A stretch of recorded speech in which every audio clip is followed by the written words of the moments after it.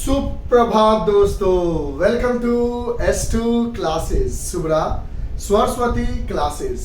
तो आप लोगों को तहे दिल से स्वागत है।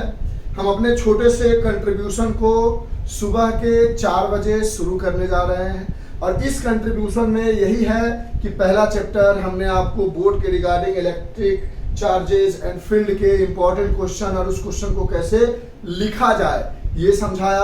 आज हम उसी तरह से दूसरा चैप्टर स्टार्ट करने जा रहे हैं और हमारी तरफ से आप लोगों के लिए सरस्वती जी से यही वंदना है कि आप लोगों को अच्छा नंबर आए, बोर्ड में अच्छे से पढ़ो, जहां से भी पढ़ाई कर रहे हो ऑनेस्टी के साथ पढ़ाई करो, क्योंकि there is no any alternative of hard work. Hard work का कोई दूसरा अल्टरनेट है ही नहीं कि बैठे बिठाए कोई चीज मिल जाएगी आपको। तो आज हम फिजिक्स के दूसरे चैप्टर जिसका नाम है इलेक्ट्रोस्टैटिक पोटेंशियल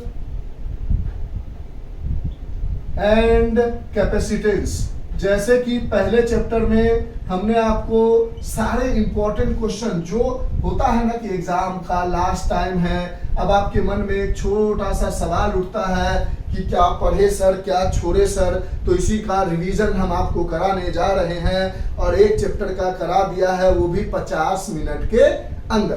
तो चलिए सरस्वती जी का नाम लेते हुए और उनकी वंदना करते हुए हम आज की क्लास को शुरू करने जा रहे हैं। सबसे पहले अब आराम से इसको भी हम धीरे धीरे स्लोली 50 से 52 मिनट में खत्म करने की कोशिश करेंगे अकॉर्डिंग टू इंपॉर्टेंट क्वेश्चन। सबसे पहला क्वेश्चन आपको देखने को मिलेगा, find the electrostatic potential due to a point charge at a distance r from it। मतलब क्वेश्चन कह रहा है कि सपोज कर लो एक पॉइंट चार्ज है प्लस क्यू, इससे r दूरी आगे बढ़कर इस पॉइंट P पर इलेक्ट्रोस्टैटिक पोटेंशियल क्या होगा ये प्रूफ करके दिखाओ। तो आप ऑलरेडी इलेक्ट्रिक फील्ड के बारे में जानते हो कि इलेक्ट्रिक फील्ड पॉजिटिव चार्ज से रेडियली आउटवर्ड होता है और इसकी जो इलेक्ट्रिक फील्ड की इंटेंसिटी यानी ताकत होती है वो KQ/r² होता है। इलेक्ट्रिक फील्ड कैसी क्वांटिटी थी? एक वेक्टर क्वांटिटी थी, लेकिन जो इलेक्ट्रोस्टैटिक पोटेंशियल है इस पॉइंट पर पूछा जाएगा P पर, तो ये होगा KQ/r और ये इलेक्ट्रोस्टैटिक पोटेंशियल जो है वो एक स्केलर क्वांटिटी है। इस क्वेश्चन का आंसर बताने से पहले थोड़ा चीजें समझ लेते हैं। फिर इसी तरह अगर कोई निगेटिव चार्ज होता था तो इससे r दूरी पर बढ़ने पर एक पॉइंट P पर रेडियली इनवर्ड इलेक्ट्रिक फील्ड होती थी KQ/r², लेकिन इस जगह पर इलेक्ट्रोस्टैटिक पोटेंशियल हो जाएगी K-Q/r, क्योंकि ये स्केलर क्वांटिटी है। तो यहाँ पर जो हम चार्ज रखते हैं उसको रखते हैं विथ साइन, क्योंकि ये डायरेक्शन को बता नहीं पाता है, और यहाँ पर जो चार्ज है उसको हम रखते हैं विदाउट साइन। चार्ज का जो साइन है वो सिर्फ हमें ये बताता है कि जो चार्ज है उसकी वजह से इलेक्ट्रिक फील्ड का डायरेक्शन आउटवर्ड होगा या इनवर्ड होगा। तो अब हमें यही प्रूव करके दिखाना है कि V = KQ/r। इस बात को थोड़ा सा लिखना है तो लिख लो ताकि एक छोटी सी रिवीजन हो जाए आपके लिए। अब हम प्रूव करने जा रहे हैं इस क्वेश्चन के बाद। इस क्वेश्चन में कहता है कि सपोज प्लस Q चार्ज लेके चलते हैं और इससे r दूरी पर बताओ कि पोटेंशियल क्या होगा। तो आप जानते थे कि अगर मान लो एक पॉइंट A है एक पॉइंट B है, एक Q0 चार्ज लेते थे जिसको हम कंसीडर करते थे कि ये एक पॉजिटिव चार्ज है। ये वेरी स्मॉल है, जितना स्मॉल एज्यूम आप कर सकते हो उतना छोटा चार्ज है ये। और ये जो चार्ज है ये इसको हम नाम देते थे टेस्ट चार्ज, यानी ये चार्ज सिर्फ हमें टेस्ट वगैरह करने में मदद आता था, एक्सपेरिमेंट वगैरह करने में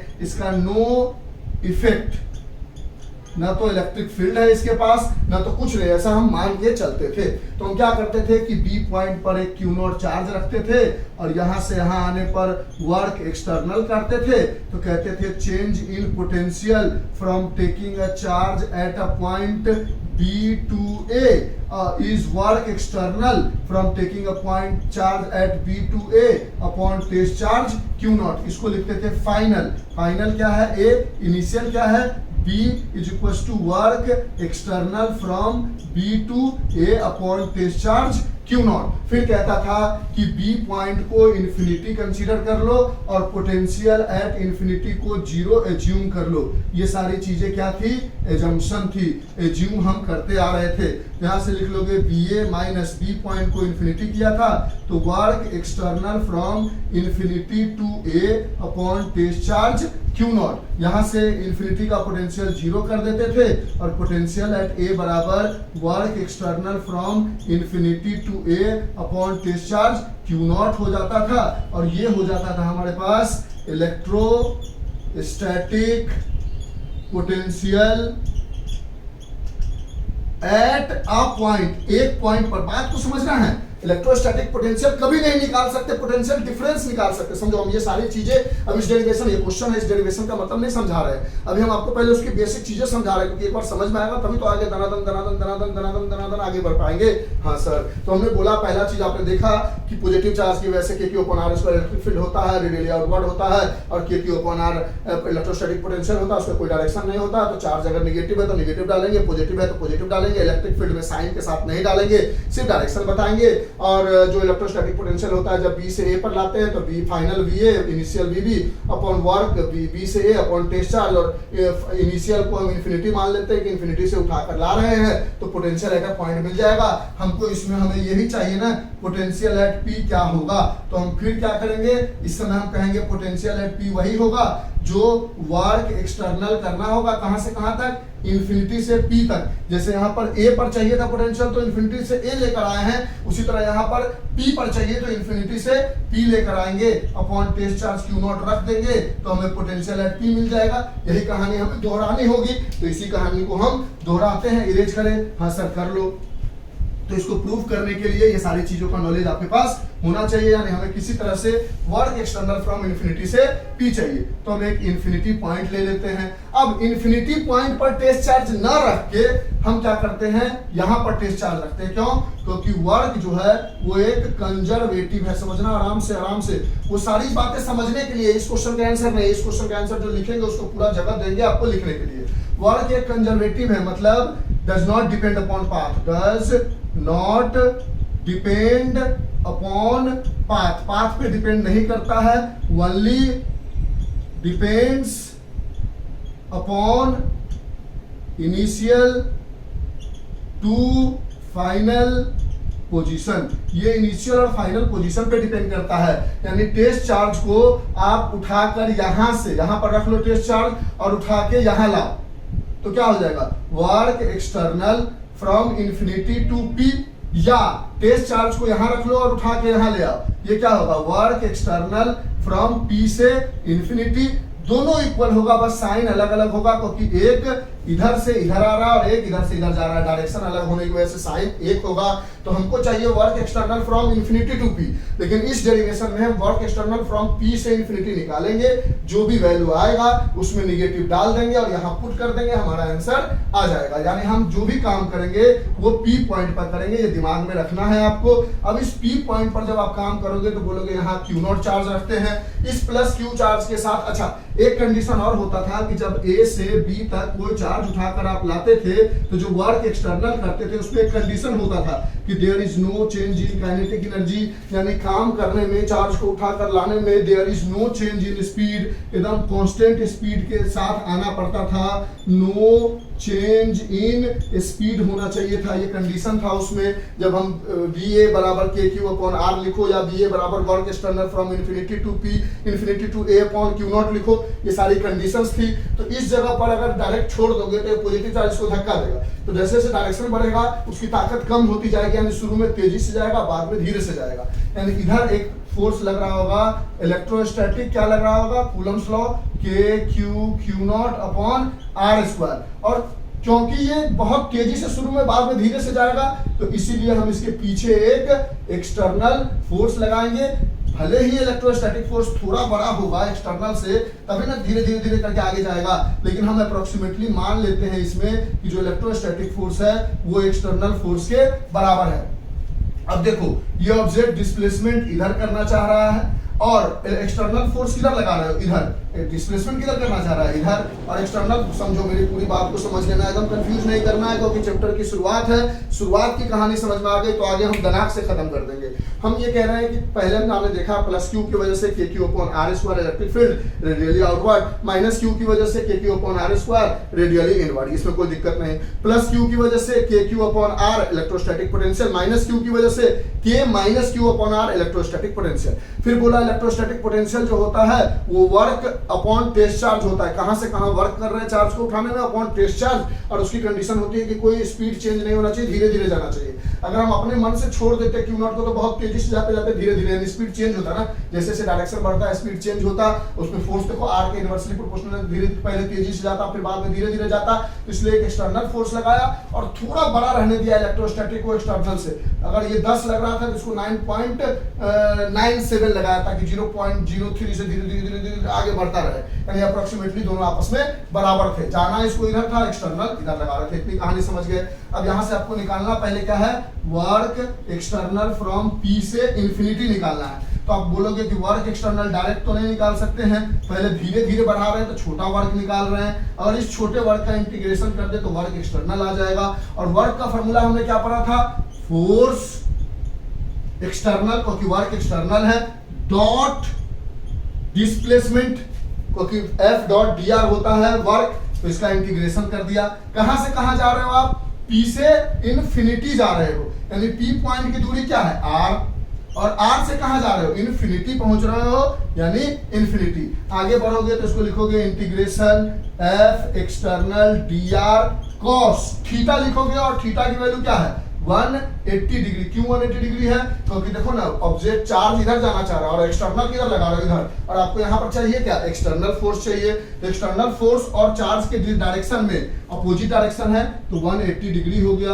180 डिग्री की वैल्यू हो गई -1। यहां से आपने बोला वर्क एक्सटर्नल फ्रॉम पी से इनफिनिटी इज, कहां से कहां, आर से इनफिनिटी तक, इज इंटीग्रेशन ऑफ आर से लेकर इनफिनिटी तक, क्योंकि एक्सटर्नल फोर्स और इलेक्ट्रोस्टैटिक फोर्स बराबर है, और इलेक्ट्रोस्टैटिक फोर्स का फॉर्मूला हमें पता है कूलम्स लॉ से, k Q not upon r square और डी आर और -1। कोई दिक्कत, ये सारी चीजें आई, इधर से ये सारी चीजें हटा देती, ये लिखना नहीं है, उस क्वेश्चन के आंसर में ये नहीं लिखना था। अब यहां से आगे बढ़ोगे तो आप बोलोगे वर्क एक्सटर्नल फ्रॉम पी से इनफिनिटी, ये देखो माइनस बाहर आ जाएगा, के बाहर आ जाएगा, कैपिटल क्यू बाहर आ जाएगा, क्यू नॉट बाहर आ जाएगा, तो क्या मिल जाएगा -के क्यू नॉट, इंटीग्रेशन में बच जाएगा आर से लेके इनफिनिटी तक 1/r स्क्वायर dr, और हम ये मान के चलते हैं कि आपको इंटीग्रेशन आता है। 1/r स्क्वायर का इंटीग्रेशन -1/r होगा, कैसे होगा,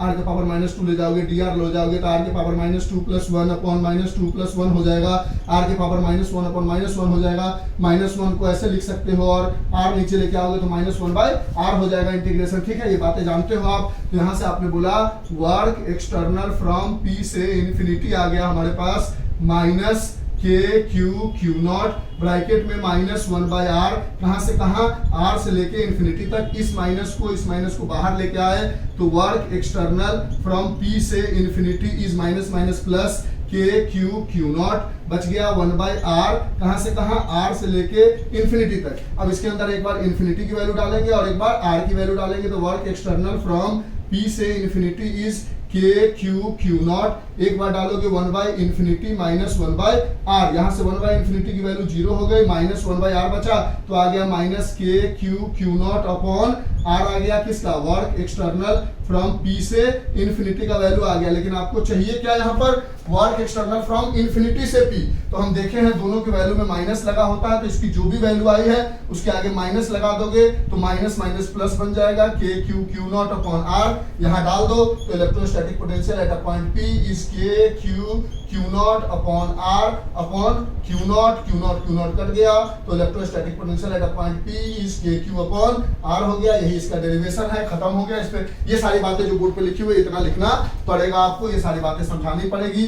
कोई भी 2 नंबर का क्वेश्चन आएगा तो वो सारी बातें जो हमने आपको समझाई इससे पहले वो सिर्फ आपके समझने के लिए था, क्योंकि चैप्टर की शुरुआत जब आप करते हो तो चीजें समझ में आनी चाहिए, पकड़ में आनी चाहिए। इसमें हमने कितना टाइम ले लिया आपसे, लगभग हमने 14 मिनट लिया, और ये 14 मिनट आपके लिए फायदेमंद है। क्यों फायदेमंद है? क्योंकि आप चीजों को समझ लिया, डायरेक्ट डेरिवेशन नहीं किया। तो पहला क्वेश्चन हो गया, find the electrostatic potential due to a point charge at a distance r from it. ठीक है, इरेज करें।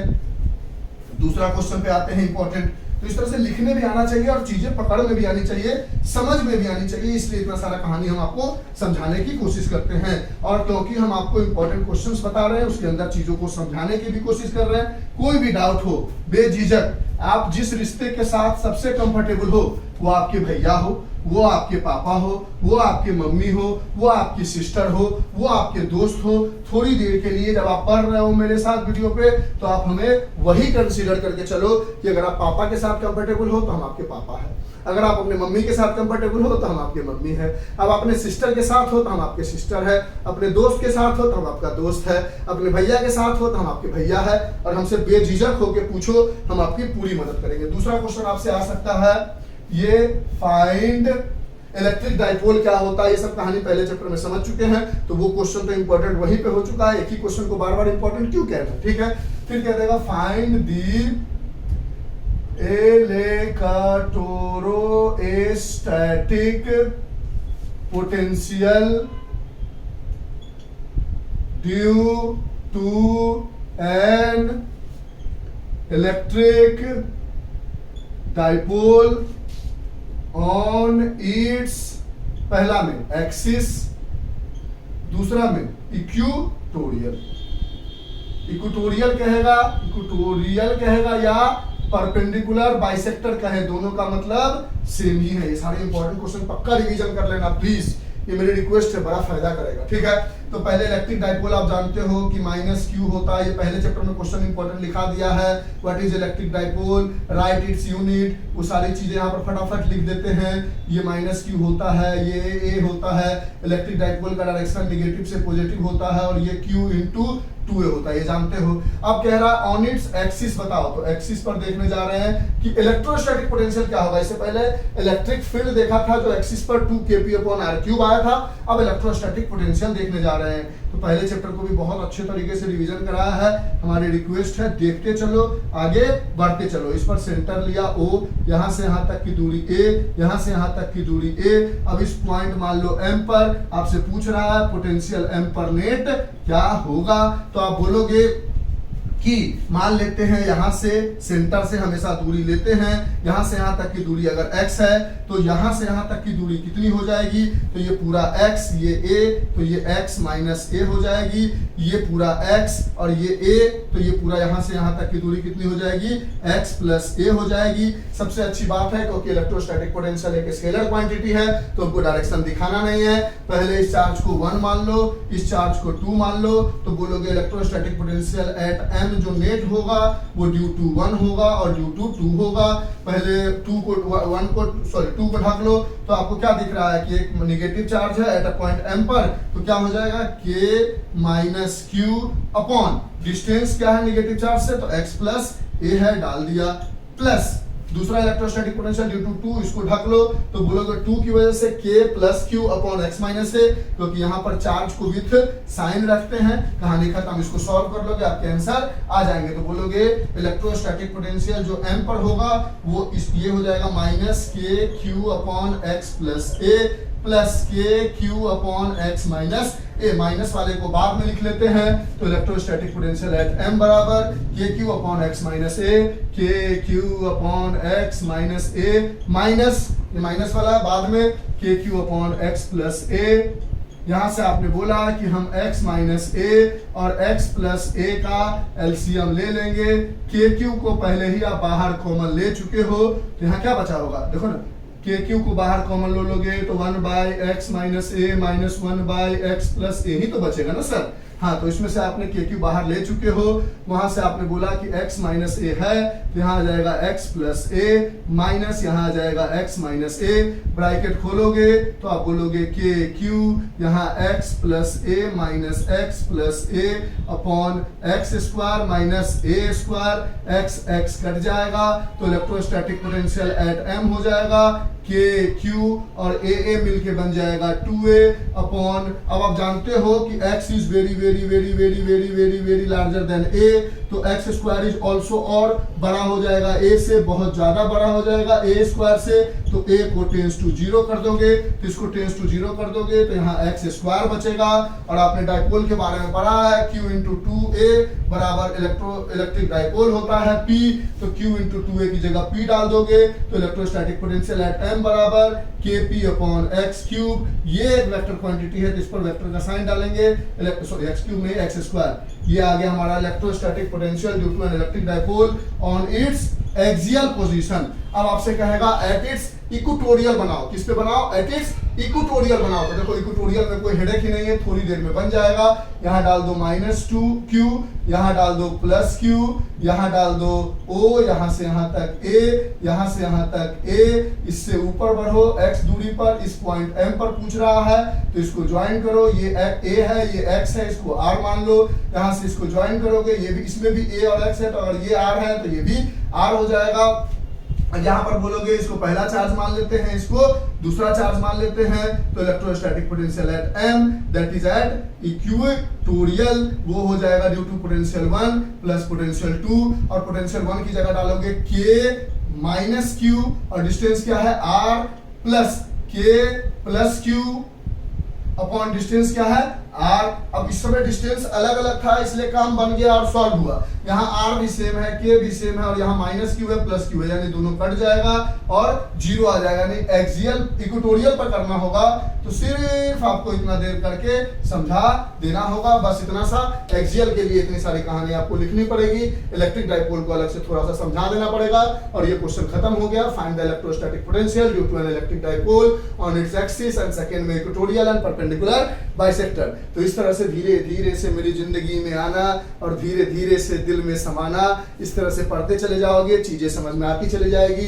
इसमें न्यूमेरिकल वगैरह भी पूछ दिया जाए, फार्मूला याद होगा, डाइपोल का वैल्यू निकाल लोगे वगैरह वगैरह करके क्वेश्चंस भी बना लोगे। तो इसको देख लो, लिख लो, फिर हम इससे आगे बढ़ते हैं। इसको भी हम कोशिश करते हैं 50 मिनट तक खत्म करने की। फास्ट इस बात को लिख लो, समझ लो, जान लो। 20 मिनट अभी हुआ है। हाँ, तो अब नेक्स्ट इंपॉर्टेंट क्वेश्चन पे आते हैं। तो इस तरह से धीरे धीरे धीरे धीरे चीजें खत्म हो जाएगी। इसको जल्दी जल्दी हम कोशिश करते हैं कि आपको भी समझ में आ जाए। और हाँ, प्लीज अगर समझ में आए तो एक छोटा सा कमेंट को हम डिजर्व करते हैं, उससे हमें मोटिवेशन मिलता है कि चलो भाई बहुत सारे बच्चों को अच्छा लगा, तो समझ में आया, और एग्जाम अच्छा चला जाए तो बताना कि सर आपकी मेहनत काम आ गई। नेक्स्ट इंपॉर्टेंट क्वेश्चन हो सकता है, what is electrostatic potential energy. इससे पहले इलेक्ट्रोस्टैटिक पोटेंशियल पढ़ा, और what is electrostatic potential energy. तो जैसे कि एक +q चार्ज था यहाँ पर हमारे पास, फटाफट देखेंगे तो r दूरी पर इस पॉइंट P पर आउटवर्ड होता था electric field KQ upon r square, electrostatic potential होता था KQ अपॉन r। अगर निगेटिव चार्ज होता था तो यहाँ से r दूरी पर पॉइंट P पर इलेक्ट्रिक फील्ड होता था, रेडियली इनवर्ड हो जाता था, बस डायरेक्शन बताते थे, KQ अपॉन r स्क्वायर, और इलेक्ट्रोस्टैटिक पोटेंशियल होता था K minus Q upon r। ठीक है, लेकिन इस केस में भी पोटेंशियल एनर्जी, सबसे पहले समझ लो, पोटेंशियल एनर्जी को हम डिनोट करते हैं U से, किससे, कैपिटल U से। तो इस केस में भी पोटेंशियल एनर्जी 0 है, और इस केस में भी पोटेंशियल एनर्जी 0 है। यानी क्यों 0 है, यहां से हम लिख सकते हैं कि the potential energy is not defined for single charges. अगर कोई एक चार्ज होगा उसकी वजह से इलेक्ट्रोस्टैटिक पोटेंशियल एनर्जी डिफाइन नहीं है, it is defined for two और मोर चार्जेस। टू और मोर चार्जेस, एक चार्ज की वजह से इलेक्ट्रोस्टैटिक पोटेंशियल डिफाइन नहीं है, दो चार्जेस के लिए है। और कहता है कि अगर दो चार्जेस, एक चार्ज मान लो Q1 है, एक चार्ज मान लो Q2 है, और ये दोनों बीच में r दूरी से सेपरेटेड है, तो पोटेंशियल एनर्जी हो जाएगी K Q1 Q2 upon R। Potential energy एक स्केलर क्वांटिटी है। इसी की जगह अगर आप फोर्स लिखते थे तो क्या लिखते थे, K Q1 Q2 upon R square, वहां पर स्क्वायर होता था, यहाँ पर R होता है, तो कंफ्यूज करने की जरूरत नहीं है। तो अब इसका कोई यूनिट पूछे तो क्या बोलोगे, K का यूनिट होता है न्यूटन मीटर स्क्वायर पर कूलम स्क्वायर, चार्ज का unit coulomb into coulomb upon metre. तो यहां से देखो कूलम कूलम कूलम कट गया, मीटर मीटर कट गया, यानी न्यूटन मीटर हो जाएगा। और न्यूटन मीटर को जूल भी बोल सकते हैं, क्योंकि न्यूटन मीटर जो है वो वर्क का भी यूनिट है। वर्क क्या होता था, फोर्स डॉट डिस्प्लेसमेंट, फोर्स का यूनिट न्यूटन, डिस्प्लेसमेंट का यूनिट मीटर। यानी कह सकते हो कि एक पॉइंट यहाँ पर whatever be the work is done that is stored bye a body in the form of potential energy.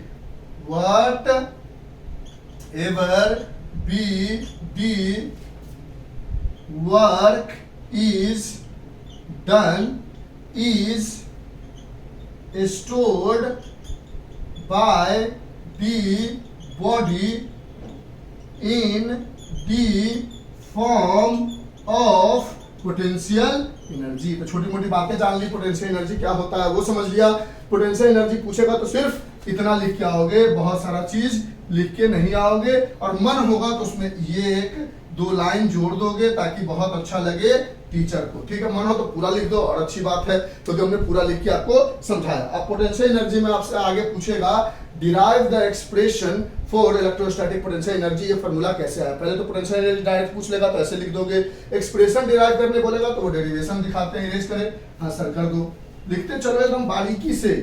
Plan तो है मेरा कि 12 का 14 चैप्टर आपको हम समझा के चले जाए, आपको दिक्कत ना हो। एक फास्ट रिवीजन हम आपको दे रहे हैं जिससे आपको दिक्कत की प्रॉब्लम ना होगी। पोटेंशियल एनर्जी की यूनिट न्यूटन मीटर या उसको जूल भी कह जाते हैं हम। अब आपसे नेक्स्ट क्वेश्चन पूछा जाएगा, derive the expression for electrostatic potential energy due to, एक चार्ज की वजह से तो जीरो था, दो या दो से ज्यादा, लेकिन आपको सिर्फ दो चार्जेस की वजह से इलेक्ट्रोस्टैटिक पोटेंशियल एनर्जी का डेरिवेशन करना है। तो सबसे पहले आप क्या करोगे कि ये एक इन्फिनिटी पॉइंट ले लोगे, ये एक इन्फिनिटी पॉइंट ले लोगे, यहां पर दोनों चार्जेस रख दोगे Q1 Q2।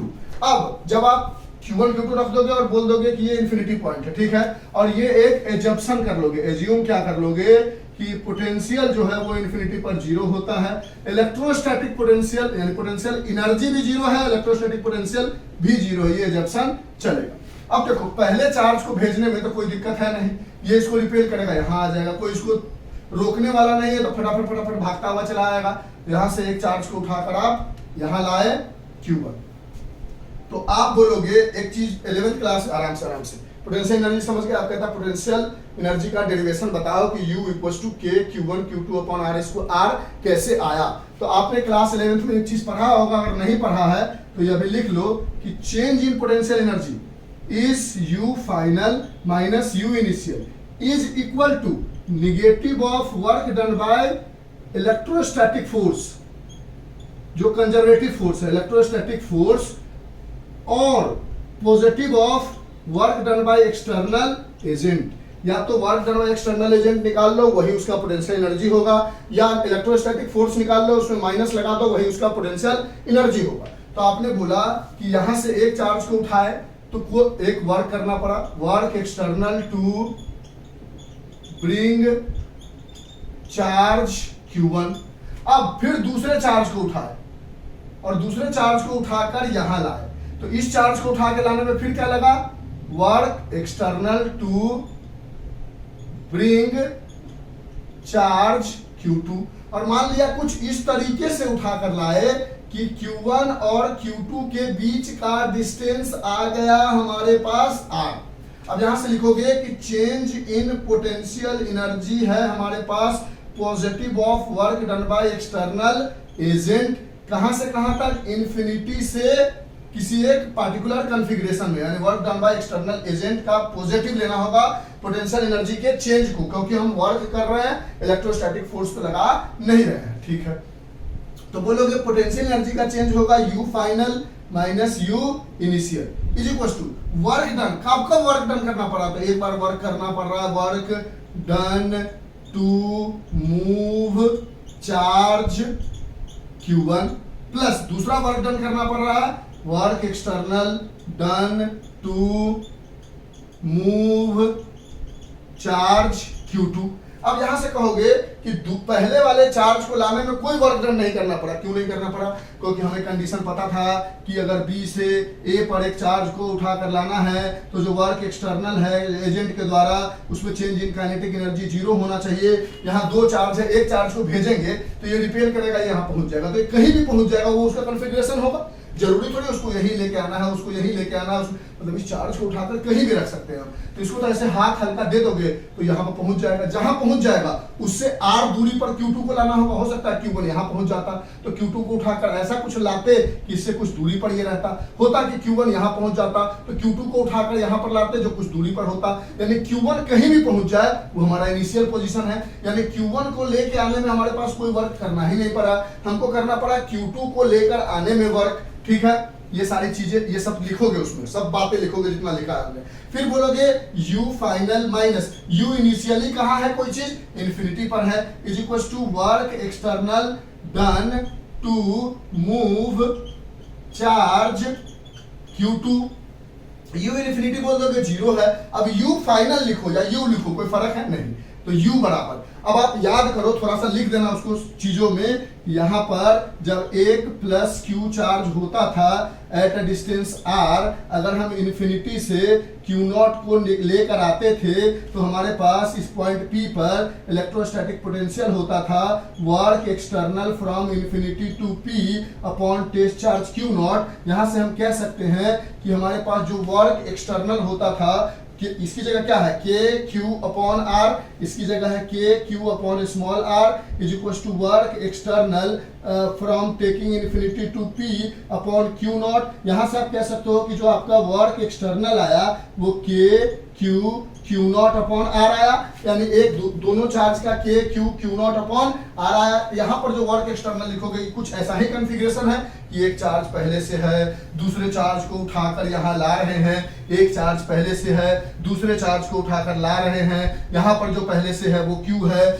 यहाँ पर जो पहले से है वो Q1 है, यहाँ जो उठा के ला रहे हैं वो Q0 है, यहाँ जो उठा के ला रहे हैं वो Q2 है। तो U बराबर कह सकते हो K Q1 कैपिटल Q की जगह Q0 की जगह Q2 अपॉन R। बात खत्म। This is the derivation for electrostatic potential energy. ये बातें बीच में कहीं ना कहीं लिख के समझा दोगे, सब लोग समझ जाएंगे कि आप कहना क्या चाहते हो। ये सारी बातें लिख दोगे और ये डेरिवेशन हो गया electrostatic potential due to two charges. वही कंडीशन बन रहा था हमारा, उसी कंडीशन को उठा के टेप दिया, हमारा काम बन गया। इरेज कर दे इसको। हाँ सर, छोटा डेरिवेशन था, छोटा 2 नंबर में आएगा, छोटा सा बात है, छोटा सा आएगा। ये सारे जब लिख दोगे तो इसलिए हम बताते हैं कि लिखे तो लिखे कैसे, कैसे बातों को समझे, तो समझ भी लिया और लिख भी लिया। इरेज कर देते हैं। हाँ सर कर दो। यहां से जब हम आगे बढ़े तो अब हमारा नेक्स्ट क्वेश्चन आ जाएगा कि इसी इलेक्ट्रिक डाइपोल को हम उठाकर इसी इलेक्ट्रोस्टैटिक पोटेंशियल को हम निकालेंगे जब एक इलेक्ट्रिक डाइपोल को उठाकर रख देंगे यूनिफॉर्म इलेक्ट्रिक फील्ड में। तो नेक्स्ट इससे क्वेश्चन आएगा, यानी इस पार्ट से 3 क्वेश्चन बन सकता था। पहला सिंपल इलेक्ट्रोस्टैटिक पोटेंशियल एनर्जी पूछ लेता, दूसरे में उसके फार्मूला का डेरिवेशन पूछ लेता जो करके दिखाया, और तीसरा क्वेश्चन इस टॉपिक के रिगार्डिंग कह सकता है कि find the electrostatic potential energy for an electric dipole when it is placed in an uniform electric field. जब एक यूनिफॉर्म इलेक्ट्रिक फील्ड में हम रख देंगे इलेक्ट्रिक डाइपोल को, तो बताइए उस पर कितना वर्क करना पड़ेगा, यानी उस पर कितना, क्योंकि वर्क क्या है, एक तरह का स्टोर होता है बॉडी में in the form of potential energy, यानी वर्क ही तो पोटेंशियल एनर्जी है। तो यहाँ पर हमने बोला कि एक डाइपोल को ऐसा कुछ रख देते हैं, इधर माइनस क्यू है, इधर प्लस क्यू है। जब हमने देखा था तो ये फोर्स इधर लग रहा है क्यू ई, ये एक फोर्स इधर लग रहा है क्यू ई, इसके तरफ एक टॉर्क लग रहा था लास्ट चैप्टर में टाउ 1, इसके तरफ एक टॉर्क लग रहा था लास्ट चैप्टर में टाउ 2, और जब टॉर्क नेट निकाले थे तो हमें आया था PE sine theta. Last chapter में हमने ये पढ़ा था टॉर्क नेट। तो यहाँ तक कहानी समझाएंगे। अब हम कहेंगे मान लेते हैं ये इलेक्ट्रिक फील्ड से शुरू में थीटा 1 एंगल पर है। अब देखो ये डाइपोल खुद से ऐसे घूमना चाह रहा है, हमको वर्क करना है, यानी इसको उल्टा घुमाना पड़ेगा, यानी कहीं ना कहीं इसके जो इसका ओरिजिनल टॉर्क का डायरेक्शन है उसके अपोजिट चलना पड़ेगा। यानी हमको डाइपोल को उठाकर कहीं ना कहीं प्लस क्यू को यहाँ और माइनस क्यू को वहां लाना है, यानी थीटा 1 से हमको इसको कहाँ पहुंचाना है, थीटा 2 तक। तो वर्क करोगे, ये अपने से घूम रहा है, इसमें क्या वर्क करोगे, इसको घुमाने में जो घूम रहा है उसको घुमाने में क्या वर्क करोगे, जो घूम रहा है उसको अपोजिट लाने में जो वर्क करोगे वो वर्क होगा। तो यहां से कहोगे कि जो हमारा पोटेंशियल एनर्जी होगा, जो हमारे पास चेंज इन पोटेंशियल एनर्जी होगा, चेंज इन पोटेंशियल एनर्जी होगा, वो कैसा वर्क आप कर रहे हो, आप इलेक्ट्रोस्टैटिक वर्क कर रहे हो, एक्सटर्नल वर्क कर रहे हो। तो आप कहोगे नहीं सर इलेक्ट्रोस्टैटिक वर्क तो ऐसे हो रहा है जो टॉर्क के रूप में दे रहा है, तो हम एक्सटर्नल वर्क कर रहे हैं। यानी यहां से कहोगे positive of work done by external agent to bring charge from theta 1 से थीटा 2 तक लाने में हमें वर्क करना पड़ रहा है। तो पोटेंशियल एनर्जी को हम लिख सकते हैं final potential energy minus initial potential energy. Final potential energy क्या है, थीटा 2 तक पहुंचना है, इनिशियली हम कहां थे, थीटा 1 तक थे। वर्क एक्सटर्नल कर रहे, तो वर्क बराबर क्या होता है, फोर्स एक्सटर्नल डॉट dr होता है। यहां तक कोई तकलीफ, लिख लो इसको, हम कंफ्यूज बिल्कुल नहीं करना। एक पानी पी लेते, थोड़ा गला फंस रहा है, पी लिया हमने, ठीक है। यहां पर आप कर रहे हो वर्क एक्सटर्नल फ्रॉम थीटा 1 से थीटा 2 कर रहे हो, क्या कर रहे हो, एफ एक्सटर्नल डॉट dr कर रहे हो। अब इसको अगर आप गौर से समझोगे तो कहोगे सर ये फार्मूला तो हम नहीं लगा सकते।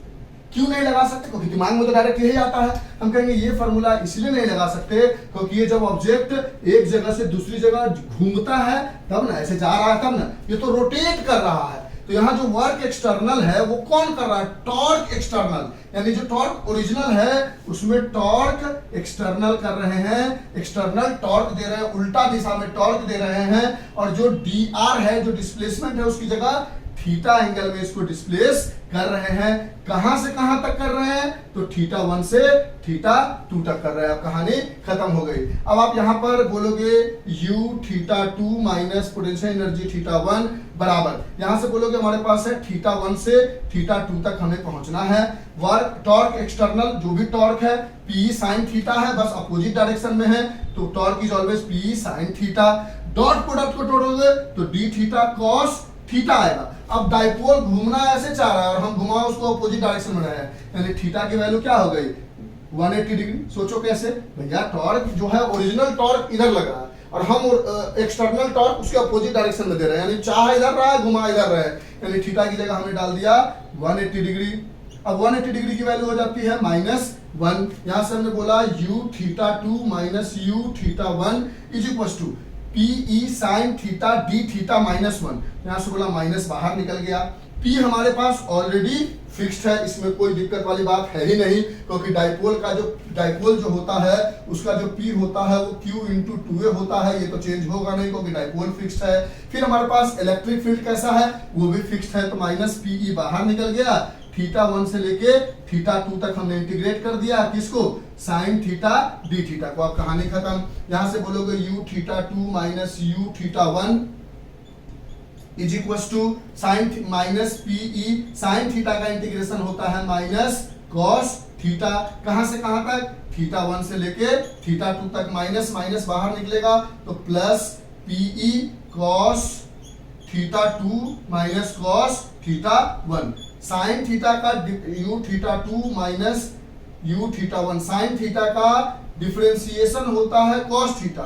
और इंटीग्रेशन होता है माइनस कॉस थीटा। तो ये हमारा डेरिवेशन आ गया। इस डेरिवेशन में थोड़ा सा एज्यूम कर लिया गया है फिजिक्स में, और वो एज्यूम ये किया गया है कि थीटा 1 को अगर आप 90 डिग्री ले लेते हो और ये मान लेते हो कि u 90 डिग्री पर जो है इन्फिनिटी पर तो जीरो था ही पोटेंशियल, साथ साथ 90 पर भी अगर जीरो है तो इस फॉर्मूला को क्या बोलोगे, u theta 2 minus u 90 degree बराबर PE ब्रैकेट में cos theta 2 minus cos 90 degree. अब यहां से आप बोलोगे u थीटा 2 बराबर PE cos थीटा 2।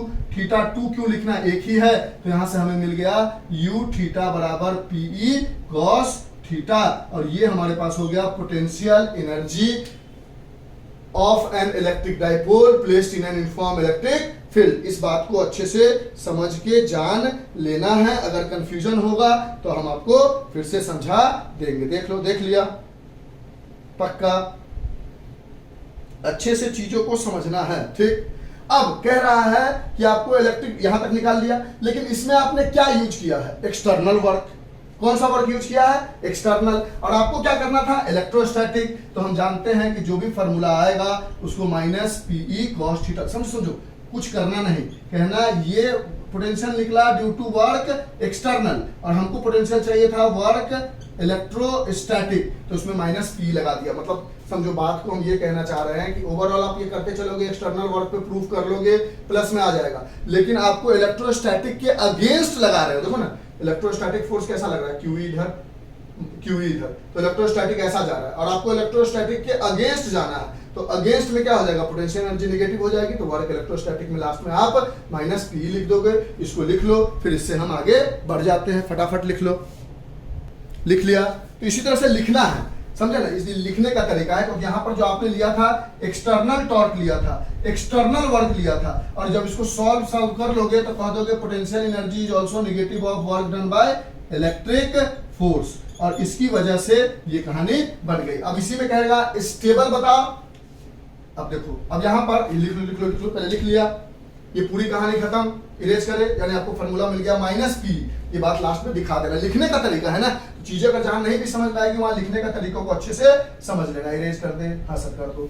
अब इसी में कहेगा कि आपके पास जो फॉर्मूला आया है उसमें स्टेबल अनस्टेबल करके बताओ, तो आप बोलोगे जब हम थीटा बराबर 90 डिग्री रख देंगे तो जो हमारे पास पोटेंशियल एनर्जी आया है वो माइनस PE साइन 90, और साइन 90 की वैल्यू क्या होती है, 1 होती है, तो पोटेंशियल एनर्जी आ गया माइनस PE आ गया, यानी ये कैसा है, मिनिमम है, देख रहे हो माइनस लगा हुआ है। फिर अगर थीटा बराबर 0 डिग्री लिखते हो तो u बराबर हो जाएगा minus PE sine 0 degree, sine 0 degree की वैल्यू 0, तो पोटेंशियल एनर्जी क्या हो जाएगा 0, यानी ये इससे भी कम हो गया, यानी ये मैक्सिमम है लेकिन अनस्टेबल है। समझाते हैं इसका क्या मतलब है, और ये पूरा मिनिमम है, और ये थीटा बराबर 180 डिग्री अगर आप लेते हो तो u बराबर माइनस PE cos 180 डिग्री, इसकी वैल्यू -1 हो जाएगी, तो u बराबर PE आ जाएगा, और ये मैक्सिमम है, ये भी मैक्सिमम है, ये भी मैक्सिमम है, बस ये स्टेबल है और ये अनस्टेबल। मतलब ये कुछ इस जगह पर खड़ा है मैक्सिमम एनर्जी के साथ, ये कुछ इस जगह पे खड़ा है मैक्सिमम एनर्जी के साथ। डाइपोल के लिए बनाओगे तो इसके लिए ऐसा बनाओगे कि इधर हमारा पॉजिटिव चार्ज है, इधर हमारा नेगेटिव चार्ज है। अब इसको थोड़ा भी हिलाओगे तो इधर घूमना पड़ेगा, यानी बहुत सारा वर्क करना पड़ेगा। इसके लिए करोगे, इसके लिए करो, कंफ्यूज नहीं कर दिया ना पोटेंशियल एनर्जी में, पक्का ना, समझ गया ना। अगर कंफ्यूजन होगा तो बोलना, इसके लिए अलग से बना देंगे।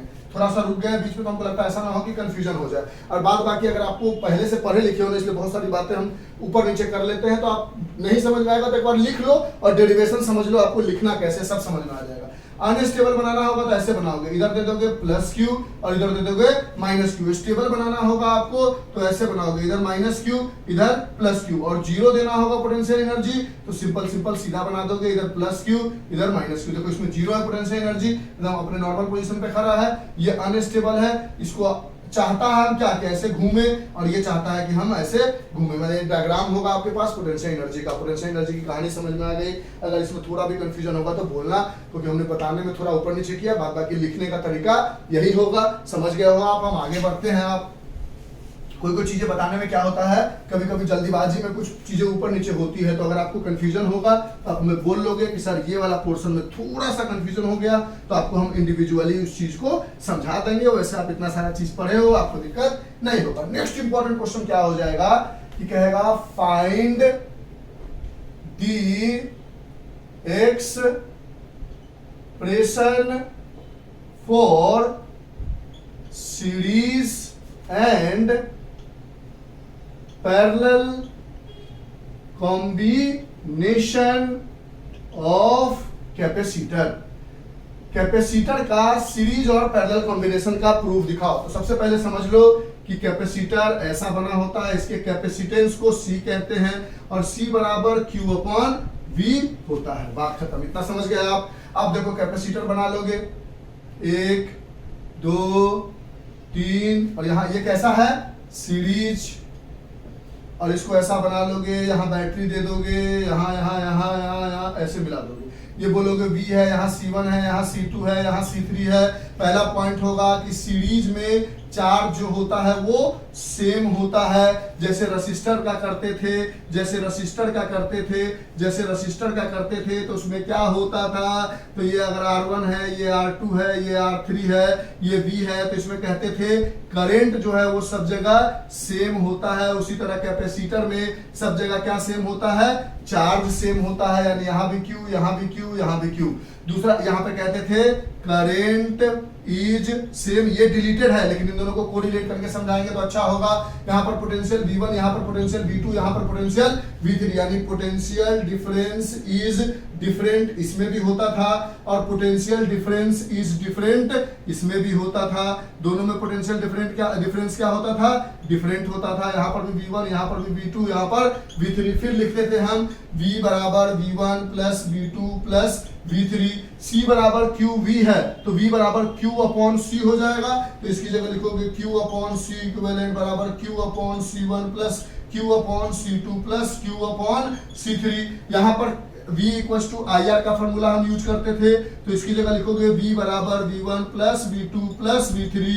V की जगह IR equivalent is equals to IR1 plus IR2 plus IR3 हो जाता था। यहाँ से I कॉमन लोगे तो R इक्विवेलेंट, यहाँ से I कॉमन लोगे तो R1 plus R2 plus R3 बन के आ जाता था, और यहाँ से Q कॉमन लोगे तो 1/C equivalent is equals to, यहाँ से Q कॉमन लोगे तो 1/C1 plus 1/C2 plus 1/C3। दोनों को एक साथ इसलिए बताया ताकि कोरिलेट कर सको। तो यहाँ से मिला 1/C equivalent is equals to 1/C1 plus 1/C2 plus 1/C3 plus dash dash dash, जितना होगा उतना को जोड़ लेंगे। लेकिन यहाँ से मिल गया I कट के R इक्विवेलेंट बराबर R1 plus R2 plus R3, यानी सीरीज में ये सीधा जुड़ता है लेकिन सीरीज में कैपेसिटर थोड़ा उल्टा जुड़ता है। तो ये सीरीज कॉम्बिनेशन ऑफ कैपेसिटर हो गया। कैपेसिटर का डेरिवेशन पूछ सकता है, रेसिस्टर का नहीं, लेकिन दोनों को एक साथ समझाया ताकि फार्मूला भी याद रहे। ठीक है, उसमें सिर्फ फार्मूला याद रहना है। सीरीज लिख लिया, इरेज करें, यहाँ सर कर दो। अब हम पैरेलल कॉम्बिनेशन की बात करेंगे, फिर उसके बाद कैपेसिटर का कैपेसिटेंस निकाल के दिखाएंगे पैरेलल प्लेट का, उसके बाद डाइलेक्ट्रिक और विदाउट डाइलेक्ट्रिक की कहानी को हम समझाएंगे। ठीक है सर। फिर उसके बाद हमारे पास आ जाएगा पैरेलल कॉम्बिनेशन, और इस चैप्टर का पूरा बात हमने समझाया। अगर पोटेंशियल एनर्जी में थोड़ा भी ऊपर नीचे कंफ्यूजन होगा बोलना, हम फिर से बना देंगे, I didn't have any problem. लेकिन आप ऑलरेडी पढ़ चुके हो, आपको कंफ्यूजन नहीं होगा, वो संभाल लोगे आप। ठीक है, कंफ्यूजन क्या होगा, थोड़ा सा बीच में हमने बोलने में, देखो क्या होता है ना, हमने भी कभी कभी हम भी यूट्यूब से किसी टीचर का पढ़ते हैं, तो वहां से हमने देखा है कि जब भी टीचर लगातार बोल रहा होता है तब ठीक है, एक बार भी बीच में ऊपर नीचे चला जाता है तो थोड़ी कंफ्यूजन हो जाती है। तो हम भी ये फील कर पा रहे हैं कि अगर हमने उसको बोलने में थोड़ा बहुत ऊपर नीचे अगर गए होंगे तो आपको बोलना दोबारा बना देंगे। पहला पॉइंट इसमें होता है कि चार्ज इज डिफरेंट, जैसे उसमें चार्ज सेम होता था, उसके अलावा आपको प्रॉब्लम नहीं होगी। ओके सर, समझ गए सर, कंफ्यूज मत करो। ठीक है, पोटेंशियल डिफरेंस इज सेम हो जाएगा इसमें। जैसे रेसिस्टर का बनाते थे आप, तो उसमें भी क्या होता था, करंट अलग हो जाता था, और क्या होता था, और हमारे पास पोटेंशियल जो है वो सेम हो जाता था। ये R1 था, ये R2 था, ये R3 था। इसमें यहाँ से करंट निकलता तो I था, लेकिन यहाँ I आता था और तीन रास्ता देख के यहाँ I1, यहाँ I2 और यहाँ I3 हो जाता था। यहाँ और V सब में सेम, इसमें भी V सब में same, charge Q1 Q2 Q3। इसमें करंट डिफरेंट होता था, इसमें चार्ज डिफरेंट होता था, इसमें करंट इज डिफरेंट और पोटेंशियल डिफरेंस इज सेम, दोनों में पोटेंशियल डिफरेंस सेम है, करंट इसमें डिफरेंट, चार्ज इसमें डिफरेंट। यहाँ पर आप बोलोगे C बराबर हमारे पास ऑलरेडी फार्मूला है Q अपॉन V और V बराबर IR, इसके लिए इसका इस्तेमाल, इसके लिए इसका इस्तेमाल। यहाँ से इसका प्रूफ करोगे तो बोलोगे हमें क्या डिफरेंट है, चार्ज, तो Q बराबर Q1 plus Q2 plus Q3 करोगे, Q की जगह बोलोगे इसको इधर लेके आओगे तो CV हो जाएगा, तो C इक्विवेलेंट इंटू V बराबर C1V plus C2V plus C3V, यहाँ से V कॉमन लोगे तो C इक्विवेलेंट बराबर V कॉमन लोगे तो C1 plus C2 plus C3 हो जाएगा, V कट जाएगा तो C इक्विवेलेंट बराबर C1 plus C2 plus C3 dash dash dash dash dash dash dash dash dash dash कहानी बन जाएगी। मार्कर चेंज कर लेते हैं, ओके सर। उसी तरह अगर इसका प्रूव करोगे तो बोलोगे V इक्वल टू IR होता है, यहाँ पर I अलग अलग है तो I1 plus I2 plus I3 हो जाएगा, I की जगह लिख सकते हो V अपॉन R, यानी V अपॉन R इक्विवेलेंट बराबर V upon R1 plus V upon R2 plus V upon R3 हो जाएगा, V कॉमन लोगे तो 1 बाई R इक्विवेलेंट बराबर V कॉमन लोगे तो 1 by R1 plus 1 by R2 plus 1 by R3 हो जाएगा, V और V कट जाएगा तो यहाँ से 1 बाई R इक्विवेलेंट बराबर 1 by R1 plus 1 by R2 plus 1 by R3 plus dash dash dash dash dash dash dash dash मिलके आ जाएगा। यानी जो काम रसिस्टर का सीरीज में हो रहा था वो काम कैपेसिटर के, जो काम रसिस्टर का पैरेलल में हो रहा था वो काम कैपेसिटर के सीरीज में हो रहा था, और जो काम रसिस्टर के सीरीज में हो रहा था वो काम इसके पैरेलल मतलब उल्टा हो रहा था। देखो C इक्विवेलेंट इसका सीधा आया तो उसका उल्टा आया, और पिछले वाले केस में उसका सीधा आया था तो इसका उल्टा आया था, रेसिप्रोकल में। बात बाकी हमने समझा दिया, ये कहानी भी खत्म, आगे बढ़े। पकड़ में आ रही है पक्का? कितना देर हो गया देख लेते हैं, टाइम हो गया 50 मिनट, यानी ये 1 घंटे 20 मिनट तक में हम इसको खत्म कर देंगे, ठीक है। अब हम आते हैं नेक्स्ट क्वेश्चन पे। C इक्विवेलेंट समझ गए, R इक्विवेलेंट समझ गए, और नेक्स्ट चैप्टर में R इक्विवेलेंट का डेरिवेशन डिलीटेड है तो डेरिवेशन आपको जानने की जरूरत नहीं थी, लेकिन जब दोनों को एक साथ को रिलेट करके बताते हैं तो चीजें बहुत आसान हो जाती है, दोनों आपको समझ में आ जाता है, फॉर्मूला याद हो जाता है, कंफ्यूज नहीं करते हो। अब उसके बाद आपसे पूछ सकता है, देखो क्वेश्चन को कैसे बदल सकता है, मार्कर ले लेते हैं। अब आपसे क्वेश्चन बदल सकता है, पहला चीज कह सकता है find the electric field due to a parallel plate capacitor, या पैरेलल प्लेट कैपेसिटर लिखेगा या पैरेलल प्लेट, एक ही बात है।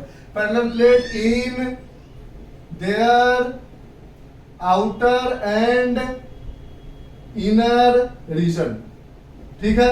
तो आप याद कर लोगे पहला चैप्टर कि आपने पढ़ा था कि जब पैरेलल प्लेट होता है उसके ऊपर अगर पॉजिटिव चार्ज डाल देते हो आप तो इससे जो इलेक्ट्रिक फील्ड गॉसियन सरफेस बनाते थे, ऐसे ऐसे ऐसे बोलते थे, इधर साइड इलेक्ट्रिक फील्ड, इधर साइड एरिया वेक्टर थीटा 0 तो फ्लक्स ये आता था, इधर साइड एरिया वेक्टर, इधर side electric field last chapter में बताया है तो थीटा 0 आता था तो फ्लक्स ये आता था। इसके लिए एरिया वेक्टर ऊपर, इलेक्ट्रिक फील्ड आगे, तो इस समय थीटा 90 डिग्री आता था और cos 90 की वैल्यू 0 होती थी तो फ्लक्स 3 0 आ जाता था। ये फ्लक्स 1 मान लो, 2 मान लो, तो यहाँ पर जो नेट फ्लक्स निकालते थे वो हमारे पास आता था EA 2EA हो जाता था, वो 0 हो जाता था, और 2EA बराबर Q inside upon epsilon not डालते थे तो 2EA बराबर हम जानते थे सिग्मा बराबर Q अपॉन एरिया होता है, तो Q की जगह सिग्मा अपॉन एरिया डालते थे तो sigma upon area into epsilon naught, sigma into area upon epsilon naught, area cut के मतलब E बराबर क्या आता था parallel infinite plane sheet of charge से सिग्मा अपॉन 2 एप्सिलॉन नॉट, उसी का इस्तेमाल करेंगे हम इस चैप्टर में। तो हम कहेंगे कि 2 पैरेलल प्लेट डाल लो,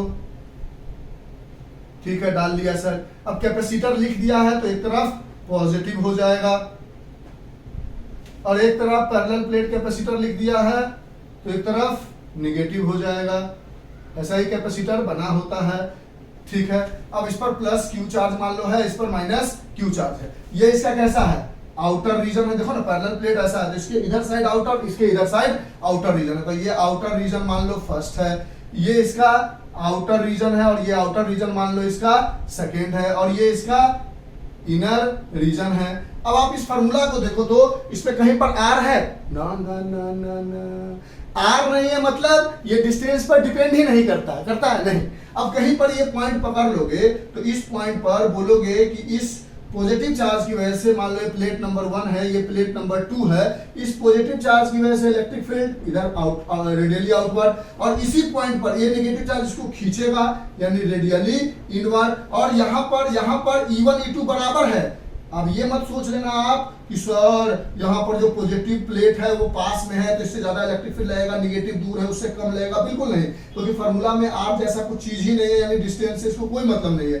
यहाँ पर आप नेट फ्लक्स निकालोगे तो बोलोगे दोनों अलग अलग डायरेक्शन में है तो माइनस होगा, और पहले वाले के लिए होगा sigma upon 2 epsilon not minus sigma upon 2 epsilon not, ये 0 हो गया, यानी आपको फ्लक्स नेट लिख रहे, सॉरी ई नेट, तो यहां से बोलोगे जो इलेक्ट्रिक फील्ड नेट आ रहा है पहले वाले आउटर रीजन में वो 0 आ रहा है। इस जगह भी देखो, इस पॉइंट पर पकड़ो तो 1 की वजह से रेडियली आउटवर्ड, 2 जो है वो अपनी तरफ खींचेगा यानी रेडियली इनवर्ड। इस केस में भी E1 बराबर E2 है, भले ही ये वाला पास में है ये दूर है लेकिन फिर भी डिस्टेंस पर डिपेंड नहीं कर रहा है, तो लेकिन अपोजिट डायरेक्शन है तो माइनस करना पड़ेगा, E1 माइनस E2, तो सिग्मा E1 की वजह से सिग्मा अपॉन 2 हाँ आपको ये जब डिराइव करने आएगा तो वो लिखने की जरूरत नहीं, वो आपको सिर्फ फार्मूला याद होना चाहिए, वो डेरिवेशन स्पेशली आएगा तब उसको करना, हमने करके समझा दिया। तो ई नेट हमारे पास मिल जाएगा sigma upon 2 epsilon not minus sigma upon 2 epsilon not, फिर कट गया तो ई नेट क्या आ गया 0 आ गया, यानी आउटर रीजन के दोनों तरफ 0 आ गया।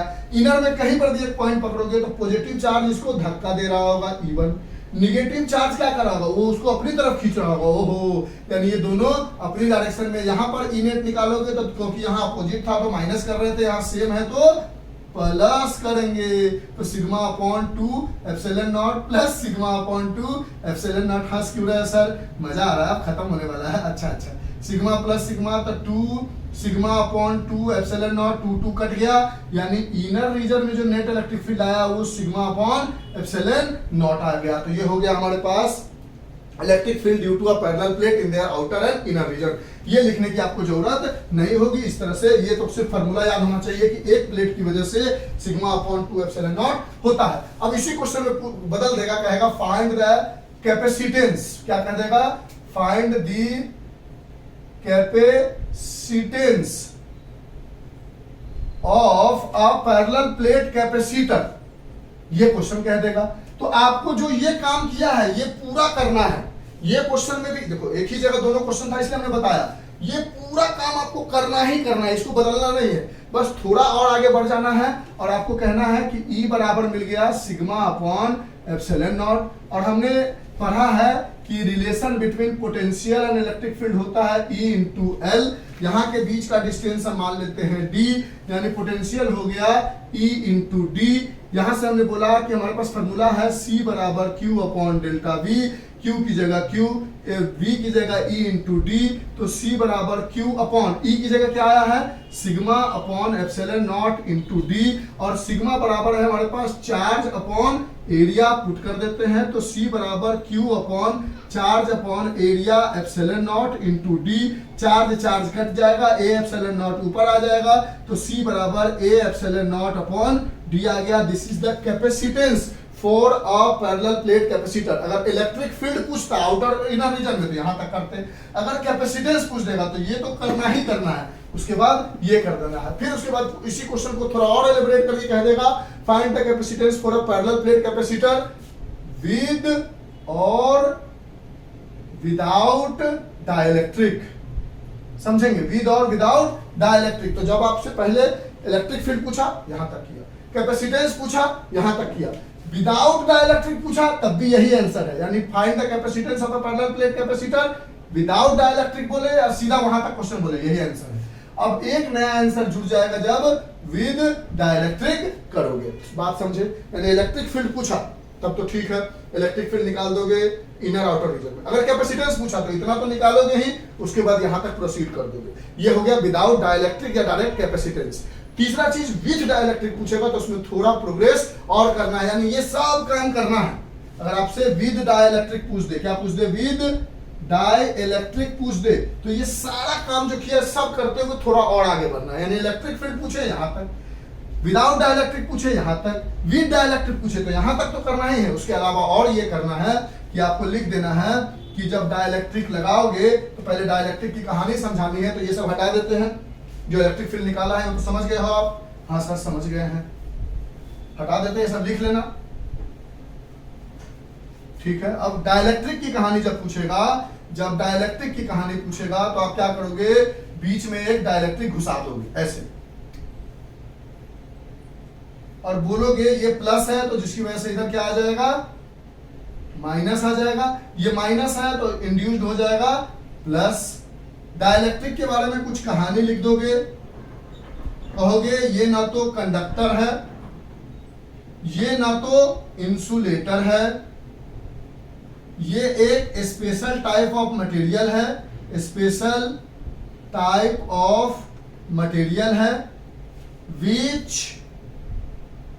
which does not allow charge or current to flow, which does not allow charge or current to flow but allow electric field to pass।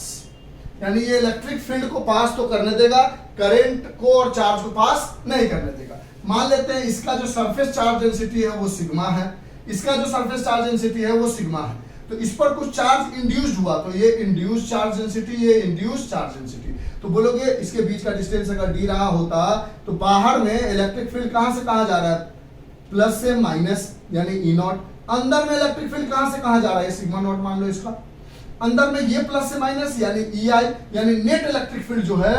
ये सब करने के बाद क्वेश्चन समझ गया, इलेक्ट्रिक फील्ड पूछा तो जो लिखा था, कैपेसिटेंस विदाउट डाइलेक्ट्रिक पूछा ये है, विद डाइलेक्ट्रिक, तो वो सॉल्व करने के बाद यहां तक पहुंचने के बाद ये एक्स्ट्रा काम करना है। तो बोलोगे ई नेट जो हो गया वो हो गया ई नॉट माइनस ई आई, और बोलोगे जो नेट इलेक्ट्रिक फील्ड है वो घट जाता है के टाइम्स, क्योंकि ये जो डाइलेक्ट्रिक है, इस डाइलेक्ट्रिक का जो डाइलेक्ट्रिक कांस्टेंट होता है वो हमने अगर के मान लिया, वो 1 हो सकता है, 2 हो सकता है, 3 हो सकता है, 4 हो सकता है, जो भी वैल्यू होगा उसको ई नॉट से डिवाइड कर दोगे, उतना नेट इलेक्ट्रिक फील्ड बचा होगा अंदर में। तो ये हो गया E nought minus E I. E nought बराबर हम जानते हैं सिग्मा अपॉन एप्सिलॉन नॉट होता है, sorry sigma upon 2 epsilon not होता है। ये ई नॉट इसके लिए समझो, ये जो ई है वो सिग्मा अपॉन एप्सिलॉन नॉट है क्योंकि 2 प्लेट है, और अगर एक प्लेट था तो सिग्मा अपॉन 2 एप्सिलॉन नॉट। पूरा गॉच पॉच मत कर लेना, अच्छे से पढ़ लेना, ठीक है। यहाँ पर लिखोगे सिग्मा अपॉन के एप्सिलॉन नॉट माइनस, इसकी जगह इक्वल टू सिग्मा नॉट, इसकी जगह भी sigma not upon epsilon not minus sigma I upon epsilon not. यहाँ से सब जगह एप्सिलॉन नॉट है, कट जाएगा तो क्या बचेगा, सिग्मा नॉट अपॉन के बराबर सिग्मा नॉट अपॉन सिग्मा आई। तो सिग्मा आई को इधर ले आओगे, उसको उधर ले जाओगे तो sigma not minus sigma not upon के आ जाएगा। ये सरफेस चार्ज डेंसिटी कह दोगे कि जो हमारा के है वो के लिए 1 होगा, और मेटल के लिए, किसके लिए, कोई भी मेटल के लिए के की वैल्यू इन्फिनिटी होगी। ये याद रखना क्यों इन्फिनिटी होगी, क्योंकि मेटल इतना चार्ज इंड्यूस कर देगा कि जितना ई नॉट है उतना ई आई हो जाएगा, नेट इलेक्ट्रिक फील्ड 0 होगा। तो 0 कब होगा, जब के की वैल्यू इन्फिनिटी होगी, तो एनीथिंग बाय इन्फिनिटी इज 0। और एयर होगा यानी डाइलेक्ट्रिक होगा ही नहीं। तो ये 2 वैल्यू याद कर लेना, एमसीक्यू में कहीं ना पूछ दे। उसके बाद 1-2 लाइन एक्स्ट्रा लिख दोगे कि ई decreases E not by K, फिर लिख दोगे बी बराबर ई इंटू डी, ई बराबर E nought upon K into D, यानी V decreases V nought by के।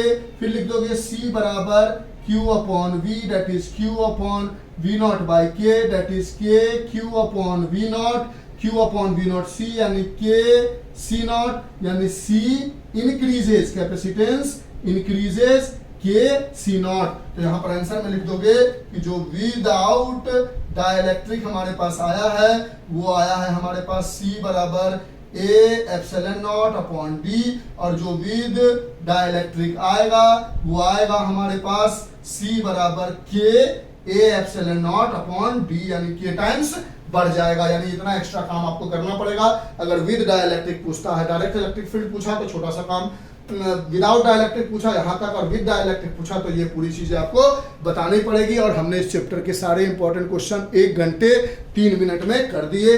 जो नहीं समझ में आएगा वो आप हमसे डायरेक्टली पूछ सकते हो कमेंट करके, और अगर जरूरत पड़ी तो अपना नंबर छोड़ोगे कुछ भी तरीके से, व्हाट्सअप नंबर कुछ भी, या वहीं पर कमेंट सेक्शन में हम आपको बताने की कोशिश करेंगे, क्योंकि एग्जाम का टाइम है, फास्ट रिप्लाई होगा मेरी तरफ से। तो आज के लिए इतना ही, bye, have a nice day, enjoy, take care, stay home, stay safe. जय सरस्वती माता।